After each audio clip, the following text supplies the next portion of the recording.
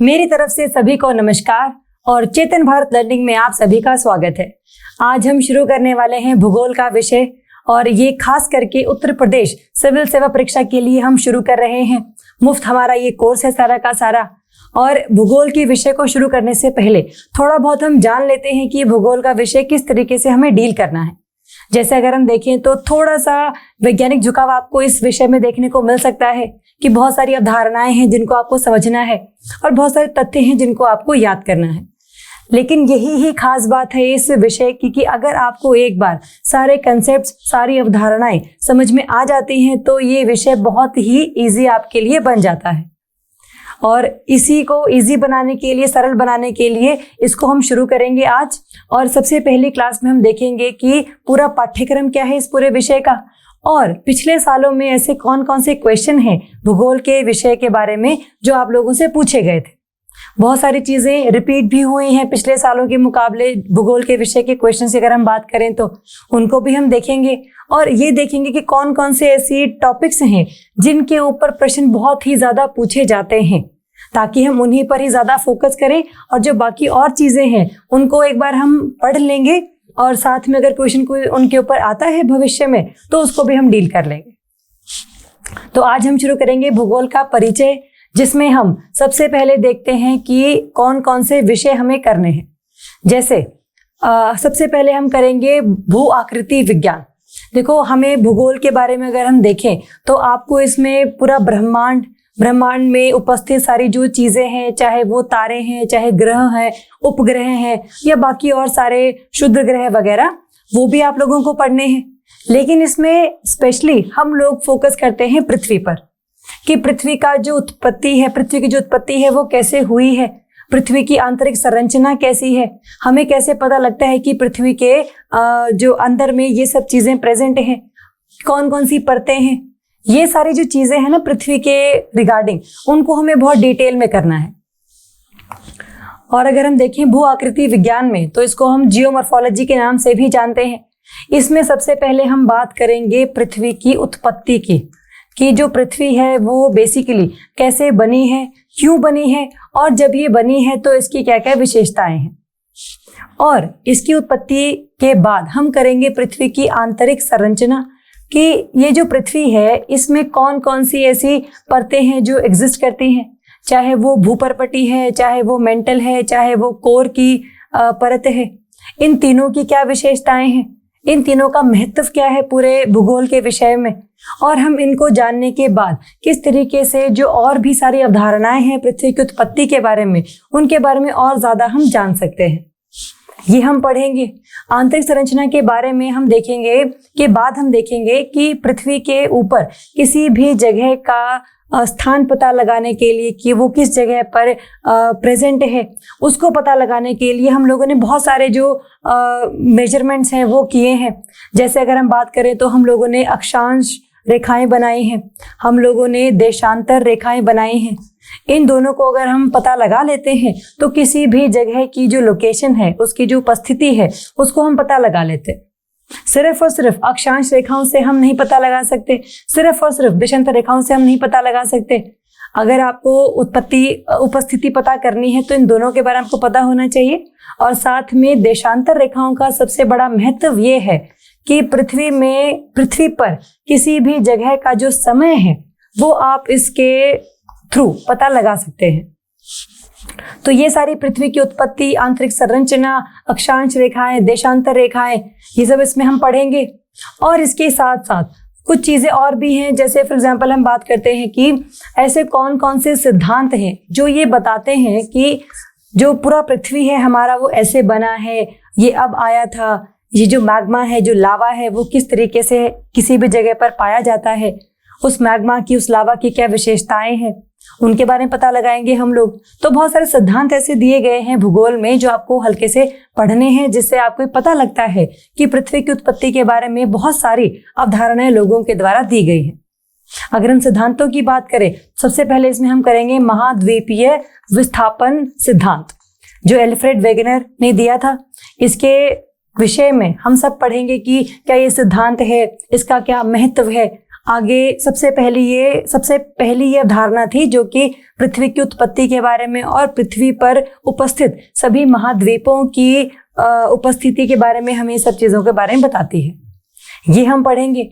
फिर हम बात करते हैं प्लेट विवर्तनिकी सिद्धांत की, कि किसी भी जगह पर अगर भूकंप आता है तो वो क्यों आता है, किसी जगह पर अगर सुनामी आती है तो वो क्यों आती है, किसी जगह पर अगर ज्वालामुखी पाए जाते हैं तो वो क्यों पाए जाते हैं, इन सब के बारे में हम देखेंगे।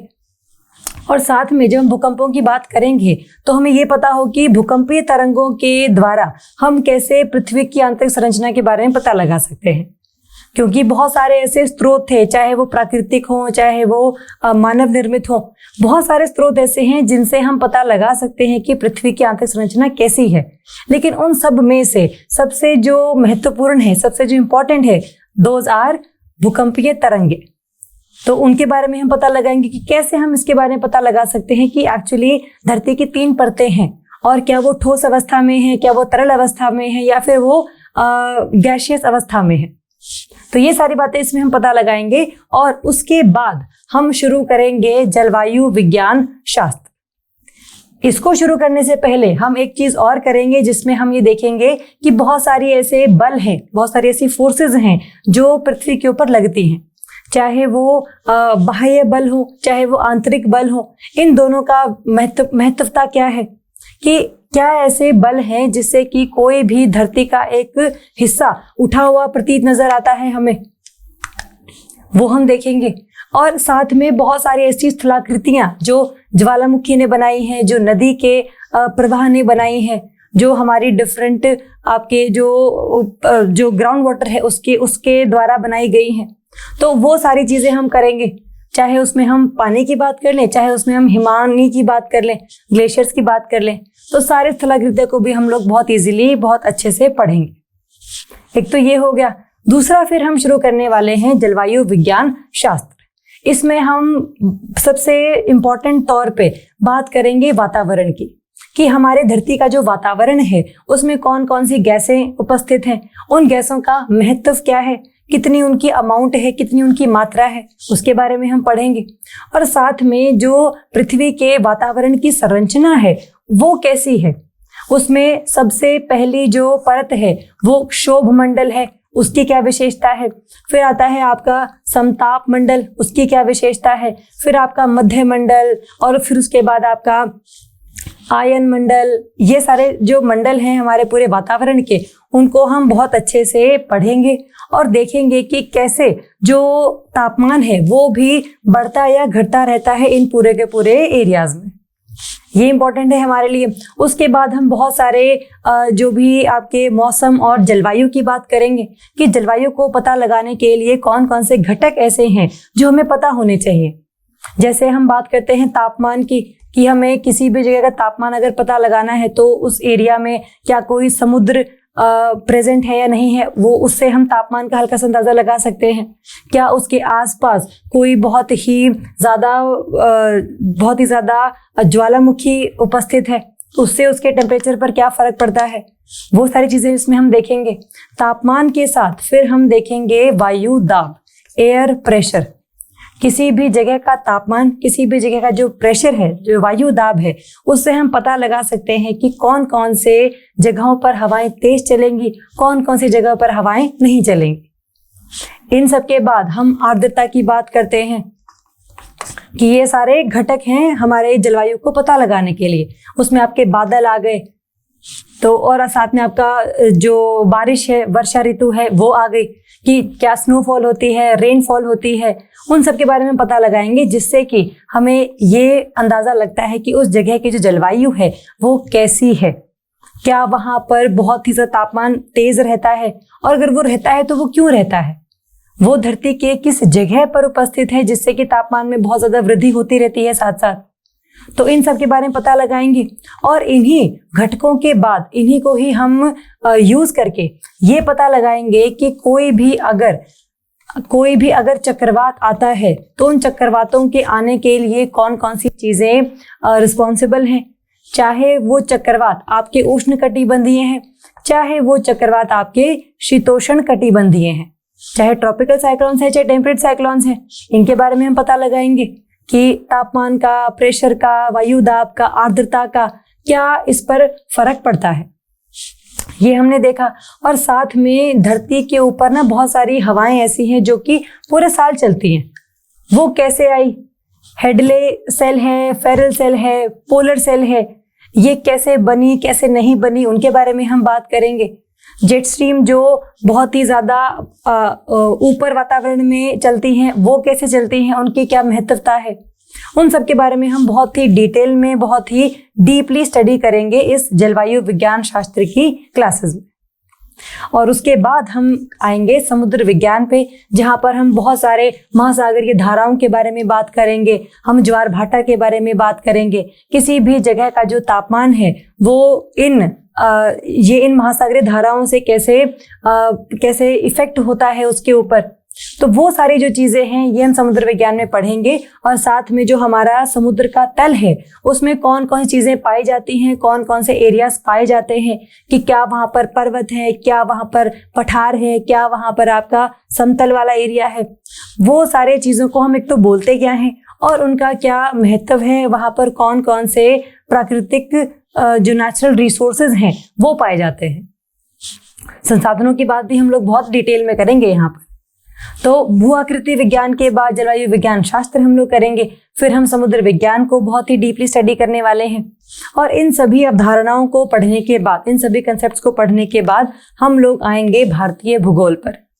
भारत की मूल बातें कि भारत का अक्षांश रेखाओं में कितना एरिया है, देशांतर रेखाओं में कितना एरिया है, भौतिक विशेषताएं, पर्वत, पठार, समतल एरिया, नदियां, आपकी जितने भी हिल्स हैं उनके बारे में पता लगाएंगे।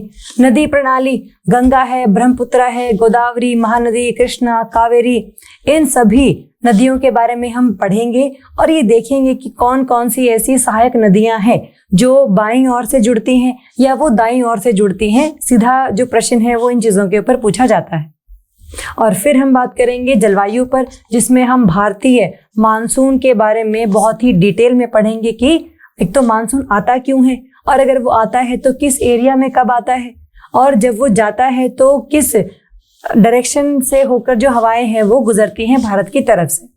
तो मॉनसून को इम्पैक्ट करने वाले जो डिफरेंट घटक हैं उन सब के बारे में हम बहुत डिटेल में पढ़ेंगे, चाहे वो एल नीनो है, चाहे वो ला नीना है, ये सब हम लोग डिटेल में करेंगे।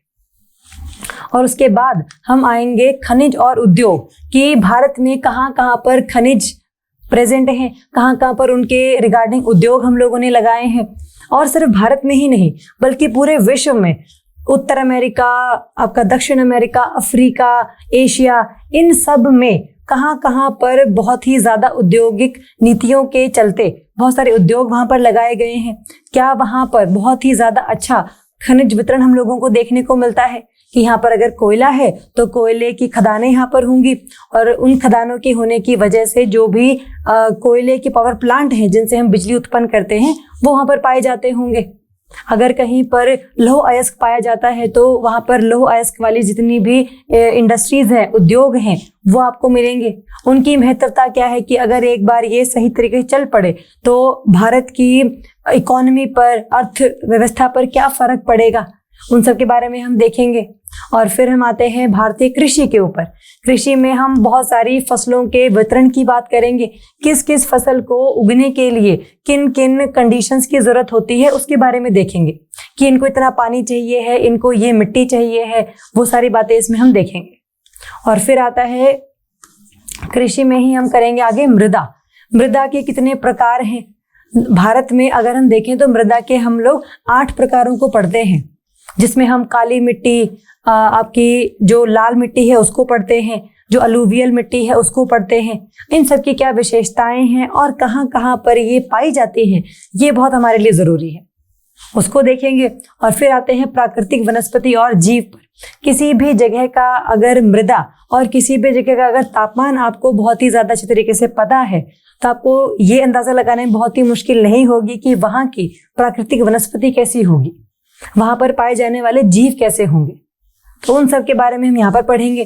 फिर आते हैं आर्थिक अवसंरचना, इकोनॉमिक इंफ्रास्ट्रक्चर कि यहाँ पर जितना भी सड़क मार्ग है, रेल मार्ग है, वायु मार्ग है, नदियों वाला मार्ग है जिसमें हम नदियों के थ्रू व्यापार करते हैं, तो भारत में कौन कौन सी ऐसी जगह हैं जहाँ पर सड़क मार्ग बहुत ज़्यादा अच्छी मात्रा में पाया जाता है, इनकी क्या विशेषताएं हैं उसके बारे में पढ़ लेंगे हम लोग।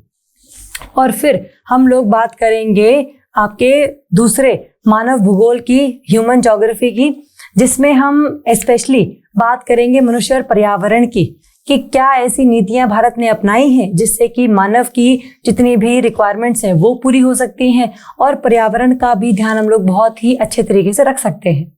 तो वो सभी नीतियों के बारे में देखेंगे। भारत में जो जनसंख्या है सेंसस 2011 के हिसाब से जो भी है उसको हम देखेंगे। जनजातियां, उनका जो प्रवास है वो देखेंगे, माइग्रेशन जिसको हम कहते हैं। और बहुत सारे क्वेश्चंस ऐसे आए हुए हैं पिछले सालों में जिसमें सेंसस 2011 का डेटा हम लोगों ने सीधा उठाया हुआ है। तो जनगणना के हिसाब से जो भी प्रदेश सबसे ज्यादा आगे है जनसंख्या में, सबसे ज्यादा आगे है जनसंख्या के घनत्व में, उन सबको हम बहुत अच्छे से पढ़ेंगे। आर्थिक गतिविधियों के बारे में पढ़ेंगे जिसमें प्राथमिक गतिविधियां हम पढ़ेंगे कृषि, जिसमें हम द्वितीय गतिविधियां जिसमें हम इंडस्ट्रीज की बात करेंगे, उद्योगों की बात करेंगे, और तीसरा है हमारा तृतीय उद्योग जिसमें हम सर्विस सेक्टर की बात करेंगे, जहां पर हम आईटी इंडस्ट्रीज की बात करेंगे।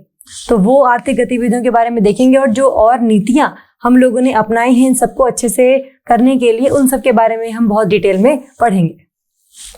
फिर आता है आपका बस्तियां, शहरीकरण, शहरों के कार्यात्मक वर्गीकरण कि हमने किस किस तरीके से उनको वर्गीकृत किया हुआ है, और साथ में शहरीकरण के होने के कारण क्या क्या हैं, और शहरीकरण अगर एक बार हो जाता है तो उसकी क्या विशेषताएं हैं, कि क्या शहरीकरण की वजह से जो हमारा बर्थ रेट है वो कम हो सकता है, वो ज़्यादा हो सकता है।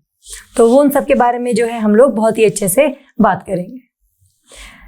अगर हम इस पूरे मानव भूगोल को देखें, पूरा भूगोल को देखें, इन सब के बारे में हम जब देखेंगे तो सारे की सारी चीज़ें हमें बहुत अच्छे से क्लियर होंगी।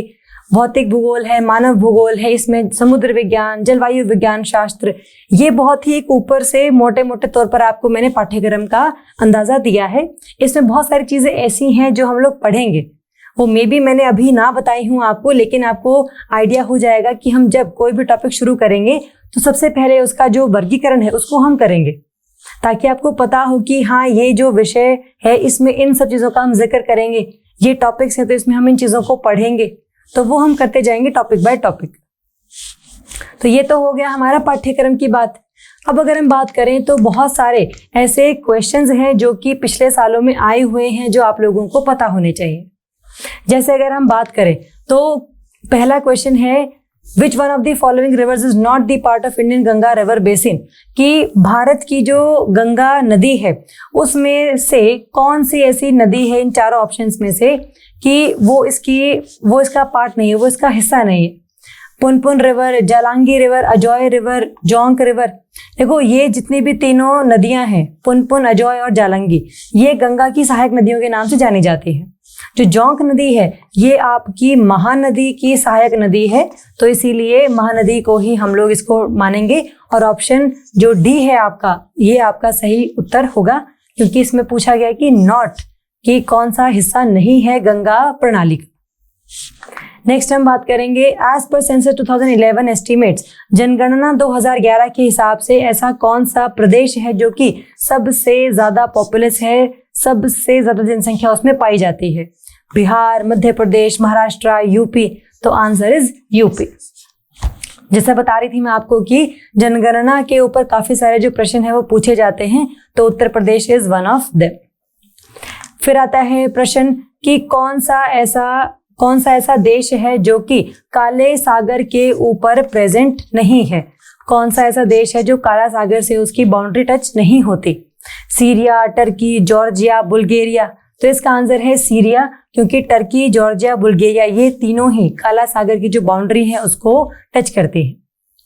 तो जितने भी आपके मैप के रिगार्डिंग क्वेश्चंस हैं, प्रश्न हैं, उनके बारे में भी हम बहुत डिटेल में पढ़ेंगे, ताकि जितने भी मैप बेस्ड क्वेश्चंस होंगे उनको हम अच्छी तरीके से डील कर सकें। नेक्स्ट है, कौन सी ऐसी लोकल विंड लोकल विंड को आपको मैच करना है किन जगहों पर ये चलती हैं। जैसे अगर हम लेवेचे की बात करें तो हाँ ये स्पेन में चलती हैं। ब्रिक फील्डर की बात करें तो हाँ ये ऑस्ट्रेलिया में चलती हैं। ब्लैक रूलर की बात करें तो हाँ ये नॉर्थ अमेरिका में चलती हैं। और अगर हम शामल की बात करें तो ये ऑस्ट्रिया में नहीं चलती हैं, ये चलती हैं आपका इराक और जो आपका अरेबियन गल्फ है उस एरिया के आसपास चलती हैं। तो option D is the answer की, क्योंकि पूछा भी क्या है, कौन सा सही तरीके से मैच नहीं किया हो। फिर आता है कि ऐसा कौन सा इसमें से ऑप्शन है जो रिस्पॉन्सिबल है कि इंडिया में सर्दियों में बारिश होती है। सर्दियों में बारिश हमारे यहाँ पर होती रहती है, तो उसके आने के रीजंस क्या हैं? रिट्रीटिंग मानसून की, जाता हुआ मानसून, साइक्लोनिक डिप्रेशन की, चक्रवातीय डिप्रेशन, वेस्टर्न डिस्टर्बेंस, पश्चिमी विक्षोभ या साउथ वेस्ट मानसून, आपका इन चारों में से क्या रिस्पॉन्सिबल है? तो आंसर रहेगा आपका सी, वेस्टर्न डिस्टर्बेंसेस और पश्चिमी विक्षोभ भी आप इनको बोल सकते हैं। तो इन वजह से हरियाणा, पंजाब, यूपी, जम्मू एंड कश्मीर, इन सभी एरियाज में काफी ज्यादा बारिश देखने को मिलती है, खासकर सर्दियों के महीनों में। तो आंसर इज पश्चिमी विक्षोभ। नेक्स्ट हम बात करेंगे कि असर्शन दिया हुआ है, रीजनिंग दिया हुआ है। सबसे पहली स्टेटमेंट है कि बहुत सारे जो आपके पारिस्थितिक तंत्र के डिफरेंट कंपोनेंट्स हैं वो आपस में एक दूसरे से लिंक्ड नहीं है, इंटरडिपेंडेंट नहीं है, एक दूसरे के ऊपर वो डिपेंड नहीं करते। तो option obviously this is wrong, क्योंकि वातावरण में या पारिस्थितिक तंत्र में, इकोसिस्टम में जो भी स्पीशीज रहती हैं, जो भी लोग रहते हैं, और साथ में जो उस एरिया का तापमान है, वायु दाब है, वहां पर आर्द्रता है, इन सभी चीजों के ऊपर वो डिपेंड करते हैं। तो yes, this statement, this assertion is wrong. फिर आता है human activities have the impact on the environment, कि मानव गतिविधियों की वजह से पर्यावरण पर काफी ज्यादा नेगेटिव असर पड़ता है, या सिर्फ असर पड़ता है, नेगेटिव लिखा नहीं हुआ बट तो असर तो पड़ता है कम से कम, चाहे वो पॉजिटिव हो चाहे वो नेगेटिव हो। तो yes, this is also true. अगर हम फर्स्ट देखें तो रॉन्ग है, तो A is false and R is true. Option D is the answer. बहुत ही इजी क्वेश्चंस है, बहुत ही कंसेप्चुअल क्वेश्चंस है। अगर आप इनको देखोगे तो बहुत ही इजी आपको लगेंगे। पूरे ज्योग्राफी करने के बाद आपको इनको अटेम्प्ट करने में कोई भी दिक्कत नहीं आएगी। नेक्स्ट प्रश्न हम देखते हैं कि कौन सा ऐसा देश है जिसमें कोको प्रोड्यूस नहीं होती है। फॉर एग्जाम्पल, जिसमें हम कॉफी की बात करते हैं तो लाटविया, घाना, कैमरून, आइवरी कोस्ट।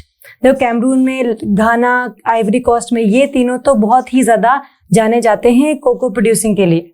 लाटविया ऐसी कंट्री है जो कि नहीं जाने जाती, तो option A is the answer. फिर आता है कि ऐसी कौन सी स्टेज है जिसमें शहरीकरण सबसे ज्यादा तेजी से होता है? पहली स्टेज, दूसरी स्टेज, तीसरी या फिर फोर्थ स्टेज? तो आंसर इज सेकेंड स्टेज। ये हम करेंगे जब हम करेंगे डेमोग्राफिक ट्रांजिशन थ्योरी। एक ऐसी थ्योरी जिसमें हम देखते हैं कि कोई भी जो देश है वो 4 चरणों से गुजरता है उसकी जनसंख्या के रिगार्डिंग, कि पहले लोग कृषि करते थे, फिर लोग उद्योगों में आए, जो जन्म दर है वो कैसे इंक्रीज हो रही है, मृत्यु दर कैसे कम हो रही है, उन सब के बारे में हम देखेंगे। तो इसका जो answer that is second stage. फिर आती है बात की असर्शन है पहली, तीस्ता रिवर जो है पहले गंगा की सहायक नदी हुआ करती थी, लेकिन अब ये ब्रह्मपुत्र की सहायक नदी है। ये बात सही है। तीस्ता रिवर ने अपना जो पूरा रास्ता है वो किया है चेंज। पहले ये गंगा की सहायक नदी हुआ करती थी बट ये ब्रह्मपुत्र की है, तो दिस इज सही। Second, river capturing, yes it is the very important phenomena for the Himalayan river. जिसमें होता क्या है कि कोई भी एक जो 2 बड़ी रिवर हैं, ये मेजर रिवर 1, ये मेजर रिवर 2, पहले ये जो सहायक नदी है वो इसकी हुआ करती है, बट धीरे धीरे करके होता क्या है, ये M3 नदी जो है ये बन जाती है सहायक नदी ऑफ M2। इसको हम कहते हैं रिवर कैप्चर, कि ये जो M3 रिवर है, M3 नदी है, ये M2 ने कैप्चर कर ली फ्रॉम M1। तो दोनों ही बातें सही हैं इसमें, और इसका जो रीजन है वो भी सेम है कि हाँ कारण भी तो यही है। तो यस, दोनों सही हैं and R is the correct explanation of A. तो option A is the answer. फिर आती है बात, हमें लगाने हैं पश्चिम से पूर्व की तरफ वो सारे आइलैंड्स जो कि इंडोनेशिया में पाए जाते हैं। तो इसमें अगर हम देखें तो answer is Sumatra, Java, Bali and Lombok. Option B is the answer.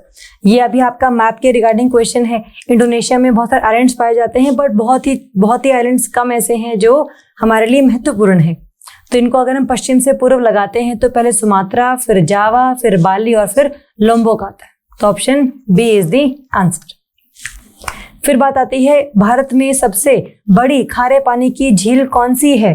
Chilika झील, सांभर झील, लोनर झील या वुलर झील? तो आंसर इज चिलिका झील। पूरे भारत में ये सबसे ज्यादा बड़ी खारे पानी की झील है। अगर पूछा होता प्रश्न की सबसे बड़ी खारे पानी की झील विद इन दी बाउंड्री कौन सी है, तो इसका आंसर होता फिर सांभर झील। लेकिन इसमें कोई बाउंड्री की बात नहीं करी ना, तो आंसर इज चिलिका। फिर आते हैं आपके ये सारे ज्वालामुखी हैं जो आपको मैच करने हैं सभी कंट्रीज के साथ। जैसे अगर हम देखें तो माउंट एटना जो है, देखो एटना बहुत ही फेमस है फॉर इटली, माउंट पेरिकुटिन फेमस है फॉर मेक्सिको। ये सारे ज्वालामुखी ये हम करेंगे जब हम प्लेट विवर्तन के सिद्धांत के बारे में पढ़ेंगे। अगर हमें बी और सी पता है, बी का 1 है, इसका मतलब ये 2 ऑप्शंस तो चले गए, और माउंट पेरिकुटिन सी का है बी, तो ये चला गया सेकंड ऑप्शन। तो ऑप्शन 3 इज द आंसर। तो अगर आपको 4 में से सिर्फ 2 ही पता थे तो भी आपको ये जो प्रश्न है वो बहुत ही इजीली सॉल्व हो जाता है।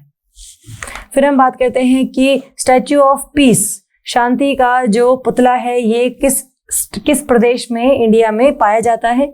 तो आंसर इज गुजरात। सरदार वल्लभ भाई पटेल जी के नाम पर ये जो स्टैच्यू ऑफ पीस है बनाया गया है, शांति का पुतला बनाया गया है, जिसकी जो ऊंचाई है वो भी 182 मीटर है, जो इसको पूरे विश्व का सबसे लंबा एक जो पुतला है वो बना देता है।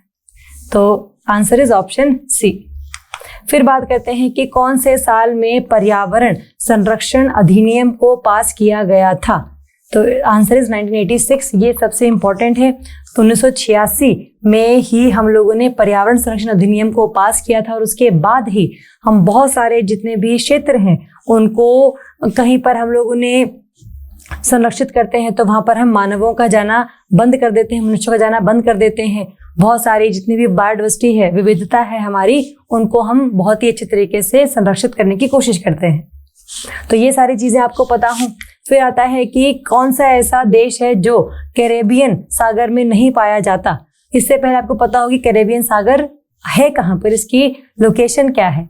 तो इसमें ग्रेनेडा जो है ये देश है, मॉन्टसेरेट भी एक देश है, एंगोला भी एक देश है। मदीरा जो आइलैंड है ये आपका कैरेबियन सी में नहीं है, कैरेबियन सागर में नहीं है, बल्कि ये आपका अटलांटिक सागर में आपको देखने को मिलेगा, और ये भी नॉर्थ अटलांटिक सागर जो कैरेबियन से हल्का सा राइट साइड में है। तो मदीरा इज नॉट दी आंसर। तो ये भी आपका मैप के बेस्ड ही क्वेश्चन है। फिर आता है आपका कि इनमें से कौन सा ऐसा जीव है जो कि वायु प्रदूषण का संकेत है, कि हाँ वायु प्रदूषण अगर होगा तो इसकी जो मात्रा है वो कम से कम आपको नजर आएगी। तो इसका जो आंसर है दैट इज लाइकन। लाइकन एक ऐसा एनिमल है, एक ऐसा जानवर है जो अगर नहीं पाया जाता है, इसका मतलब बहुत ही ज्यादा वायु प्रदूषण उस एरिया में बढ़ गया है। तो option C is the answer. फिर है आपका अर्बनाइजेशन के ऊपर प्रश्न, शहरीकरण के ऊपर प्रश्न, जिसमें ये बोला गया है कि जो शहरीकरण है वो जन्म दर में कमी लेकर आने के लिए रिस्पॉन्सिबल है।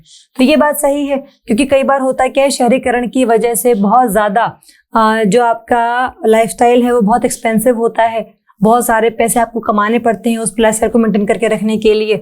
तो ऐसा ना हो, तो इसलिए उस महंगाई से बचने के लिए आप बहुत ही कम बच्चों को पैदा करते हैं। तो इसीलिए हाँ, शहरीकरण जो है वो जन्म दर में कमी लेकर आने के लिए रिस्पॉन्सिबल माना जाता है। हाई लिटरेसी रेट, जो सबसे ज्यादा साक्षरता दर है, वो डायरेक्टली रिलेटेड है टू लो बर्थ रेट, कि अगर किसी भी क्षेत्र में साक्षरता दर ज्यादा होती है तो वहां पर जन्म दर भी कम होती है। हम एग्जाम्पल लेंगे केरल का, तो केरल में भी अगर साक्षरता दर ज्यादा है तो बर्थ रेट वहां पर कम है। तो this is also correct statement. पूछा गया है आप लोगों से करेक्ट, तो दोनों ही सही है। तो आंसर क्या रहेगा आपका? सी, बोथ 1 and 2। फिर बात आती है कि मेकोंग नदी के बारे में, कि मेकोंग नदी जो है इसका स्रोत तिब्बत पठार है। तो इसके बाद सही है, तिब्बत पठार से निकलती है ये नदी। मेकोंग का जो डेल्टा है वो कंबोडिया के दक्षिण में पाया जाता है, ऐसा नहीं है। ये जो डेल्टा है मेकोंग नदी का, ये वियतनाम वाले क्षेत्र में पाया जाता है। तो कंबोडिया यहाँ पर गलत लिखा हुआ है, वियतनाम देखने को मिलेगा। तो ये भी आपका मैप के रिगार्डिंग क्वेश्चन है, तो हम साथ साथ उसको मार्क करते रहेंगे। तो ये फर्स्ट सही है सिर्फ, तो answer is A1 only. Next है कार्बन क्रेडिट का जो कंसेप्ट है वो किस में आया था? तो ये आया सबसे पहली बार क्योटो प्रोटोकॉल, कि हम CO2 को बेच सकते हैं, CO2 को खरीद सकते हैं। ये सारी जो चीजें हैं ये आपका क्योटो प्रोटोकॉल में लेकर आया गया था। फिर बात करते हैं कि which of the following state has the lowest density of population, जनसंख्या घनत्व सबसे कम कौन से प्रदेश में पाया गया है जनगणना 2011 के हिसाब से? ऑप्शन है आपके हिमाचल प्रदेश, अरुणाचल प्रदेश, वेस्ट बंगाल या मिजोरम। तो इसका जो आंसर है ये है आपका अरुणाचल प्रदेश। तो अरुणाचल प्रदेश में सबसे कम जनसंख्या का जो घनत्व है वो पाया गया है। फिर बात करते हैं कि ओजोन दिवस हम किस दिन मनाते हैं? 30 जनवरी, 16 सितंबर, 19 अप्रैल, 29 अप्रैल या फिर 2 अक्टूबर। तो आंसर इज 16 सितंबर, क्योंकि इसके ही दिन हम लोगों ने मॉन्ट्रियल प्रोटोकॉल को साइन किया था, जिसमें हमने ओजोन को बचाने के लिए, ओजोन को खत्म करने के जितने भी सब्सटेंसेस हैं उनको बैन कर दिया था। 16 सितंबर को हम मनाते हैं विश्व का ओजोन दिवस। फिर बात करते हैं जितने भी आपके वाटरफॉल्स हैं उनको आपको मैच करना है उनके प्रदेशों से। जैसे अगर हम देखें दूध सागर जो फॉल है, जो झरना है दूध सागर, ये आपका मांडवी रिवर पे है जो गोवा में मिलती है। तो ए का जो आंसर है वो हो जाता है 4। इससे आपके ये जो 2 ऑप्शन है चले जाते हैं। जो आपका बरकाना है, बरकाना, कंदाहर, पालनी है आपका हिमाचल प्रदेश में, डी का है 3 ऑप्शन। तो ये हो जाता है आपका ऑप्शन नंबर ए का 4 है, डी का हिमाचल प्रदेश है। अगर हम बरकाना की बात करें तो कर्नाटका में है, और कंदाहर की बात करेंगे तो ये उड़ीसा में है। तो बहुत सारे झरने हम लोग पढ़ेंगे, जिसमें हम दूध सागर झरने की बात करेंगे, हम और सारे झरनों की, जिसमें हम जोग झरने जो है उनकी बात करेंगे। इंडिया के ही नहीं, भारत के ही नहीं, बल्कि पूरे विश्व के झरनों की बात करेंगे हम, कि नायग्रा झरने भी अगर हैं तो वो किस नदी पर पाए जाते हैं, किस झील पर पाए जाते हैं, उनके बारे में हम बहुत डिटेल में डिस्कस करेंगे। फिर आता है कि इनमें से कौन सी ऐसी गैस है जो कि ग्रीन हाउस गैस नहीं है, जो कि धरती के वातावरण के टेम्परेचर को इंक्रीज करने के लिए रिस्पॉन्सिबल नहीं पाई जाती। तो कार्बन डाइऑक्साइड, क्लोरोफ्लोरोकार्बन, मीथेन या आर्गन। तो आर्गन जो है वो ग्रीन हाउस गैस नहीं है, ये धरती के वातावरण को गर्म करने के लिए रिस्पॉन्सिबल नहीं है। तो option D is the answer. तो ये जो प्रश्न है ये आपका जलवायु वाले चैप्टर में से आया है। फिर बात करते हैं रूर कोल फील्ड। रूर एक जगह है जहां पर बहुत सारी कोयले खदानें मिलती हैं, तो वो किस देश में है? तो ये है जर्मनी। जैसे अगर हम देखें तो हमारे यहाँ पर जो छोटा नागपुर का पठार है वो भी हम कहते हैं कि it is Ruhr of India, कि यहाँ पर भी बहुत सारे जो कोयले खदानें हैं वो देखने को मिलती हैं। तो जर्मनी में रूर है, वैसे ही नाम पर छोटा नागपुर प्लेट्यू पठार is known as Ruhr of India, Bharat का रूर। फिर बात करते हैं कि कौन से ऐसे डीपेस्ट पॉइंट्स हैं, सबसे ज्यादा गहराई वाले जो पॉइंट हैं वो कौन कौन से हैं किस महासागर में। अगर मैं बात करूं पैसिफिक ओशन की, तो पैसिफिक ओशन की सबसे जो गहरी जगह है वो है आपका मरियाना ट्रेंच। तो ए का अगर ऑप्शन सी है तो ये 2 ऑप्शन आपके चले जाते हैं। जो आपका इंडियन ट्रेंच है, जो अटलांटिक ट्रेंच है, इंडिया में आपको मिलता है सुंडा ट्रेंच, सुंडा आइलैंड्स वगैरह वाले। तो सी का जो ऑप्शन है 1 है, तो दोनों में ही सी का ऑप्शन 1 है। फिर बात करते हैं आर्कटिक का। आर्कटिक वाला जो है, आर्कटिक का मोलोय डीप है, तो बी का इज 2 एंड डी का इज 2। अटलांटिक ओशन में, अटलांटिक महासागर में है आपका प्यूर्टो रिको ट्रेंच। तो option B is the answer. तो ये भी आपका मैप के रिगार्डिंग क्वेश्चन है, तो उसको हम बहुत डिटेल में डिस्कस करेंगे। अगले प्रश्न की बात करते हैं। अगला प्रश्न है द डेमोग्राफिक डिविडेंड इज, कि जनसांख्यिकी लाभांश जो है वो बेसिकली क्या है। इसमें हम बात करते हैं कि जो भी आपके क्षेत्र में काम करने वाले लोग हैं जिनकी आयु 15 से 59 साल है, वो कितना ज़्यादा योगदान दे सकते हैं अर्थव्यवस्था को बढ़ाने में। तो demographic dividend is basically the working population of 15 to 59 years. Option A is the correct answer. तो इसके बारे में हम पढ़ेंगे जब हम पढ़ेंगे मनुष्य और पर्यावरण और मानव भूगोल के बारे में हम जब पढ़ेंगे तब डिटेल में डिस्कस करेंगे इसे। फिर बात करते हैं कराकुम रेगिस्तान जो है वो कौन से देश में उपस्थित है? कजाकिस्तान, ताजिकिस्तान, किर्गिस्तान या तुर्कमेनिस्तान? तो इसका आंसर है तुर्कमेनिस्तान। बहुत सारा एक बहुत बड़ा एक डेजर्ट है, ये रेगिस्तान है जो इस पूरे देश में फैला हुआ है। तो option D is the answer. फिर है कि कौन सा ऐसा बायोस्फीयर रिजर्व है जो किस प्रदेश में पाया जाता है? जैसे अगर हम मानस, सुंदरबन, नंदा देवी, पचमढ़ी की बात करें तो चारों ही बहुत फेमस है। तो मानस जो है ये है आपका आसाम वाले एरिया में, सुंदरबन है आपका वेस्ट बंगाल में, पचमढ़ी है मध्य प्रदेश में और नंदा देवी है उत्तराखंड में। उत्तराखंड में है, उत्तर प्रदेश में नहीं है। तो उसके रिगार्डिंग क्या है, काफी सारे बच्चों ने डाउट्स वगैरह भी डाले थे कमीशन पर। उसके बाद ये जो प्रश्न है उसको खत्म कर दिया गया था। तो ध्यान रखेंगे नंदा देवी इज इन उत्तराखंड। फिर बात करते हैं कौन सा ऐसा देश है जो कि लैंडलॉक्ड है, जिसका मतलब किसी भी सागर की सीमा या महासागर की सीमा उस देश से टच नहीं होती? बोलीविया, सूरीनेम, पेरू या उरुग्वे? तो इसका आंसर है बोलीविया। बोलीविया एक ऐसा देश है जो दक्षिण अमेरिका में है और उससे किसी भी सागर या महासागर की सीमा टच नहीं होती। तो option A is the answer. फिर है आपका कि कौन सा ऐसा देश है जिसमें आर्सेनिक प्रदूषण काफी ज्यादा पाया गया था? पाकिस्तान, भूटान, बांग्लादेश या श्रीलंका? बहुत न्यूज में था ये, क्योंकि बांग्लादेश एक ऐसा देश बन गया था जिसमें पीने के पानी में भी काफी ज्यादा आर्सेनिक पाया जाने लगा था, जिससे लोगों की काफी डेथ्स हो रही थी और काफी सारी बीमारियों का भी एक जो कारण है वो प्रदूषण बनता जा रहा था। तो option B is the answer. फिर आता है क्वेश्चन कि इनमें से ऐसा कौन सा घटक है जो कि धरती के वातावरण को इंक्रीज करने में या उसके तापमान को बढ़ाने के लिए रिस्पॉन्सिबल है? तो इसका आंसर है आपका लॉन्ग वेव टेरेस्ट्रियल रेडिएशंस, जिसमें हम बात करते हैं कि ये धरती का सरफेस है, धरती की सतह है, यहाँ से जो सूरज है वहां से उसकी किरणें आती हैं और फिर धरती इनको एब्जॉर्ब करती है खुद और फिर खुद से ये रिलीज करना शुरू करती है। तो इनको हम कहते हैं लॉन्ग वेव टेरेस्ट्रियल रेडिएशन, ऐसी रेडिएशंस जो कि धरती ने खुद से रिलीज करी हैं। तो इसका आंसर इज डी। इसका कारण क्या है पीछे? लॉन्ग वेव ही ने हम क्यों कहते हैं, शॉर्ट वेव क्यों नहीं है, और वेव्स ही क्या हैं, वो सब चीजें जो है इसमें हम लोग डिस्कस करेंगे। तो option D is the answer. फिर क्वेश्चन आता है केबुल लामजाओ नेशनल पार्क, केबुल लामजाओ राष्ट्रीय उद्यान जो है वो किस झील पर है और किस प्रदेश में है?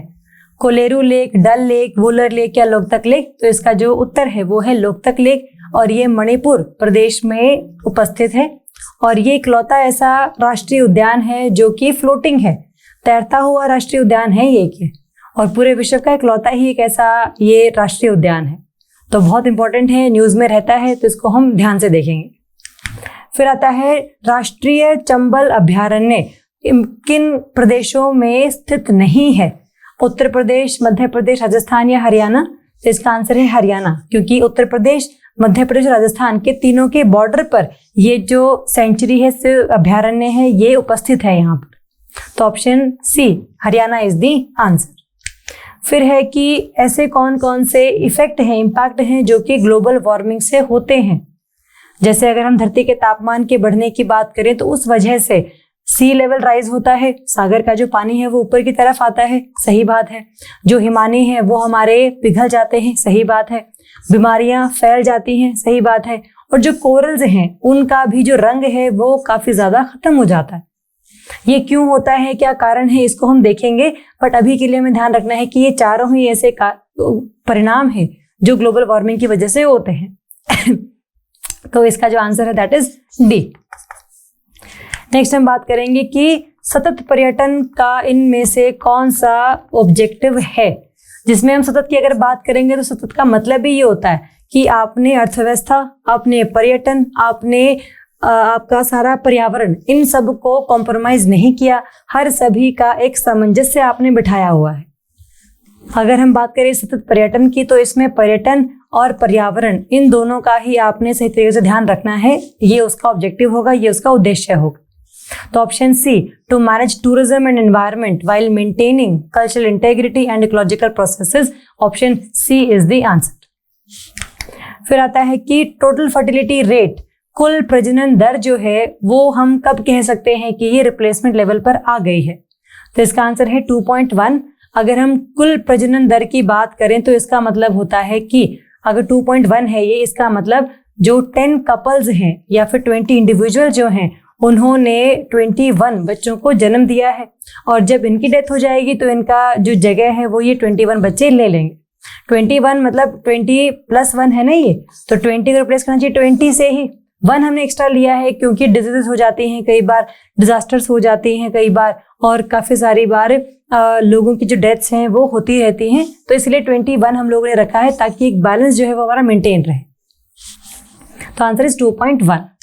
फिर बात करते हैं कि इनमें से ऐसा कौन सा देश है जिसमें से भूमध्य रेखा गुजरती नहीं है? ये चारों ही देश अफ्रीका के देश हैं, गैबोन, सोमालिया, इक्वाटोरियल गिनी या रवांडा। ये चारों अफ्रीका के देश हैं और इनमें से सिर्फ गैबोन और सोमालिया में से ही भूमध्य रेखा गुजरती है और इक्वाटोरियल गिनी और रवांडा में से नहीं गुजरती। तो ऑप्शन 3 और 4, option D is the answer. फिर बात करते हैं मलेशिया में जो किंता वैली है वो किस चीज़ के लिए फेमस है, किस चीज़ के लिए वो जानी जाती है? रबर की प्रोडक्शन के लिए, चाय की प्रोडक्शन के लिए, टिन की प्रोडक्शन के लिए या फिर कॉफी की प्रोडक्शन के लिए? इसका जो आंसर है that is tin, option C is the answer. फिर बात करते हैं कि ग्रीन हाउस इफेक्ट के ना होने पर धरती का जो तापमान है वो कितने सेल्सियस तक गिर सकता है, इसके बारे में देखते हैं। इसके बारे में क्वेश्चन है 0 डिग्री, 5 डिग्री, -18 डिग्री और -20 डिग्री। तो answer would be -18 degree Celsius की, क्योंकि यही जो गैसें हैं वो रिस्पॉन्सिबल हैं धरती के तापमान को सही तरीके से बैलेंस करने के लिए। लेकिन जब इनकी मात्रा ज़्यादा हो जाती है तब ये ज़्यादा योगदान देती हैं ग्लोबल वार्मिंग को ज़्यादा इंक्रीज करने में। तो इसका जो आंसर है वो -18 डिग्री सेल्सियस है। क्यों है, क्या परिणाम है, ये हम देखेंगे जब हम पूरी क्लासेस में इसको डिटेल में डिस्कस करेंगे। फिर बात आती है कि इनमें से आपने देश और उनकी जो कैपिटल हैं उनको मैच करना है। मोरक्को कैपिटल रबात है, सही बात है। ट्यूनीशिया कैपिटल ट्यूनिस है, सही बात है। अल्जीरिया कैपिटल अल्जीर्स है, ये भी सही बात है। केप वर्दे की जो कैपिटल है दैट इज प्रेरा, और जो बामाको है that is the capital of Mali. तो ये जो 4th ऑप्शन है that is not correctly matched. तो option D is the answer. फिर क्वेश्चन है कि इनमें से ऐसा कौन सा महासागरीय धारा है, महासागरीय प्रवाह है जो हिंद महासागर के साथ एसोसिएटेड है? Florida current, Canary current, Kuril current या अगलहास करंट? तो answer is C, Agulhas current, जो पश्चिमी हिंद महासागर में पाया जाता है और अफ्रीका के पूर्वी दिशा में पाया जाता है। तो अगलहास महासागरीय धारा is the answer, option C. फिर है आपका डार्लिंग रेंज। डार्लिंग पर्वतमाला जो है ऑस्ट्रेलिया में पाई जाती है और ये मिलती है इस वाले एरिया में। अगर ये पूरा ऑस्ट्रेलिया है तो ये आपका डार्लिंग रेंज की जगह है। और ये कौन सी है जगह? साउथ वेस्टर्न, उत्तर दक्षिण पश्चिमी। तो answer is south western coast, दक्षिण पश्चिमी coast, option D is the answer. फिर है आपका ऐसे कौन से देश हैं जिनमें हम इन तूफानों को अलग अलग नामों से जानते हैं, इन अलग अलग चक्रवातों को जानते हैं? जैसे अगर हम बात करें जो विलीज है उनको हम जानते हैं ऑस्ट्रेलिया में। चक्रवातों के अलग अलग नाम होते हैं हर जगह पर, तो ये ऑस्ट्रेलिया में पाए जाते हैं। अगर हम हरिकेन्स की बात करें तो यूएसए वाले एरिया में है, अमेरिका वाले एरिया में। टाइफून्स हैं आपके चाइना के एरिया में। और बगुइस जो हैं ये आपके फिलीपाइंस में जाने जाते हैं कि अगर किसी भी जगह पर चक्रवात अगर आता है तो उसको हम कहते हैं कि यहाँ पर हरिकेन आ गया, अगर आप अमेरिका में हैं। हम कहते हैं टाइफून आ गया अगर आप चाइना में हैं। हम कहते हैं विली आ गया अगर आप ऑस्ट्रेलिया में हैं। तो ये अलग अलग नाम है, इनके ऊपर क्वेश्चन आया हुआ है, तो इसके हिसाब से आप आंसर को मार्क कर लीजिएगा। फिर है तो ये सारे जो क्वेश्चंस हैं ये आपके यूपी में पिछले सालों में पूछे गए हैं, जिसमें काफ़ी सारे जो प्रश्न हैं वो रिपीट भी हुए हैं। जैसे हमने किया था ना विश्व ओजोन दिवस, ये बहुत बार पूछा गया है। जो धरती का एवरेज तापमान है वो कितना होगा ग्रीन हाउस गैसेस के विदाउट, वो भी क्वेश्चन 2 बार रिपीट हुआ है। तो आपने ध्यान रखना है इन सभी क्वेश्चंस को देखकर कि आपने अपनी तैयारी का जो लेवल है वो कितना रखना है, आपने किस तरह की चीज़ों को पढ़ना है, क्या आपने कंसेप्ट ज़्यादा पढ़ने हैं या फैक्ट ज़्यादा याद करने हैं, ये डिपेंड करेगा इन प्रीवियस ईयर क्वेश्चंस पे। तो इन क्वेश्चंस को आप एक बार देखिए, उस हिसाब से हम लोग तैयारी करेंगे अपनी, ताकि यूपी के पेपर में हमारा सिलेक्शन जो है बिल्कुल इंश्योर हो, हम सिलेक्शन लेकर ही आए। तो इन क्वेश्चंस को आप देखिए, इन क्वेश्चंस को आप पढ़िए, समझिए। आपको कोई भी डाउट होता है तो हमसे डिस्कस कीजिए। कल की क्लास में हम शुरू करेंगे पृथ्वी की उत्पत्ति और पृथ्वी की आंतरिक संरचना। उसको हम कैसे जान सकते हैं, उसको हम कैसे पढ़ सकते हैं, कौन कौन से घटक हैं जो बताते हैं कि धरती के अंदर क्या है क्या नहीं है, उन सब की बात करेंगे। अभी इस वीडियो में अगर आपको कोई भी डाउट है तो आप कमेंट कर सकते हैं, हमें कॉल कर सकते हैं, हमें मैसेज कर सकते हैं। कोई भी डाउट होगा तो प्लीज़ बताइएगा। Thank you so much and all the best.